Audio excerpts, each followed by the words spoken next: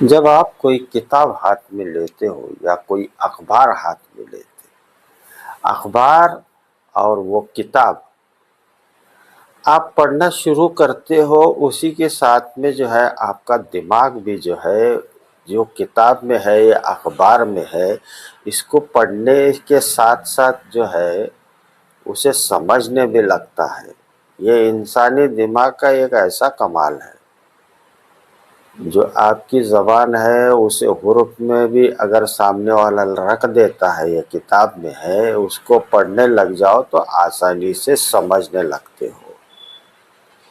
اس سمجھنے کے بعد میں جو ہے اس کی گہرائی، لینگویج کی گہرائی اور خوبصورتی آپ کو محسوس ہوتی ہے۔ جس طرح سے کوئی شعر ہے یا کوئی کویتا ہے، کوئی غزل ہے، آپ اس لینگویج کے اچھے جانکار ہیں تو آپ کو بڑی آسانی سے سمجھ میں آ جاتا ہے اور آپ کہہ اٹھتے ہیں کہ کیا کہنے ہیں، واہ، یہ آپ کی زبان سے نکلتا ہے۔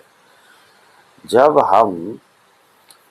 اب دیکھیے، ہم جس علاقے سے آتے ہیں یعنی ایشین کنٹری سے، قرآن کو جب ہم ہاتھ میں لیتے ہیں تو یہ لینگویج ہے عربک، اور اسے جو ہے ہم اپنی زبان میں سمجھنے لگتے ہیں تو یہ بڑا ہمیں ٹف جاتا ہے۔ اب انگریزی جو ہے ہمیں اسکولوں میں پڑھائی جاتی ہے، اس لیے تھوڑا بہت جو ہے ہم پڑھتے ہیں تو یہ انگریزی تھوڑا سا سمجھ جاتے ہیں، لیکن آپ میرے بات سے اتفاق رکھیں گے کہ وہ خوبصورتی سے ہم وہ چیز سمجھ نہیں پا رہے ہیں جو ہماری مادری زبان ہے۔ اب قرآن جو ہے وہ عربک ہے اور ہم جو ہے اردو ہندی بولنے والے۔ اب ہمیں کیا کرنا چاہیے کہ اگر قرآن کو ہم اتنی ہی خوبصورتی سے سمجھ جائیں جس طرح سے ہم اپنی لینگویج سمجھتے ہیں، تو قرآن کو سمجھنا ہمارے لیے کتنا آسان ہو جاتا ہے۔ اب میں آپ کو ایک چھوٹا سا وہ ڈیمونسٹریشن دیتا ہوں، آپ اس کو پڑھ لیجئے، دیکھیے آپ کے ساتھ میں کتنا اچھی طرح سے وہ سمجھنے کے لیے جو ہے آپ کو اس کی خوبصورتی بھی معلوم ہوگی اور اچھی طرح سے آپ جو ہے اس کو سمجھنے بھی لگ جاؤ گے، اور یہ بھی بات سمجھ جاؤ گے کہ اللہ بندے سے کہنا کیا چاہتا ہے۔ ہم صرف تلاوت کر کے اس قرآن کو جو ہے الماری میں رکھ دیں گے تو یہ قرآن کا آنے کا مقصد پورا نہیں ہوتا ہے، ہمیں اس کو سمجھنا پڑے گا ہی۔ تو اس کے لیے سب سے پہلے جو ہے تھوڑی سی آپ کو محنت کرنی پڑے گی، جس طرح سے آپ انگریزی سیکھتے ہو، محنت کرتے ہو نا، تو اتنی بڑی آسمانی کتاب اللہ نے ہمارے ہاتھ میں رکھی ہوئی ہے اور اس کتاب کو ہم سمجھ نہیں سکتے، ہماری عمر گزر گئی، مرنے کے قریب ہو گئے، لیکن ہمیں قرآن سمجھ میں نہیں آتا ہے۔ اس کے لیے آپ کو محنت کرنی پڑے گی، کل کو یہ قرآن آپ کے خلاف جو ہے کھڑا ہو جائے گا، آپ کے خلاف گواہی دے گا، اور اللہ بھی یہ سوال پوچھے گا کہ ہم نے جو ہے قرآن صرف عربوں کے لیے اتاری ہے، کوئی تو ایک زبان اس نے جو ہے چوز کرنی تھی، اللہ نے، خدا نے قرآن اگر اتارنا ہے تو کوئی تو ایک لینگویج وہ لے گا۔ آپ اس علاقے سے نہیں ہو، لینگویج سمجھتے نہیں ہو، تو آپ کو وہ لینگویج سمجھنی پڑے گی، سیکھنی پڑے گی۔ اس پر آپ محنت کر لیجئے، آپ قرآن بہت اچھی طرح سے سمجھ جائیں گے۔ اب ٹرانسلیشن میں ہر دنیا کے ہر مذہب کے لوگوں کے لیے آسان ہو گیا ہے۔ آپ چاہے ہندو ہو، مسلمان ہو، اس سے کوئی فرق نہیں پڑتا ہے، کیونکہ قرآن جو ہے صرف مسلمانوں کی بقوتی نہیں ہے، مسلمانوں کے لیے نہیں اترا ہے، یہ دنیا کے ہر شخص کے لیے جو سمجھتا ہے کہ خدا کیا ہے اور سمجھنا چاہتا ہے تو اس کے لیے یہ کتاب اتری ہے۔ تو آپ جو ہے عربی سیکھنے کی کوشش کیجیے تو اچھی طرح سے سمجھ جائیں گے۔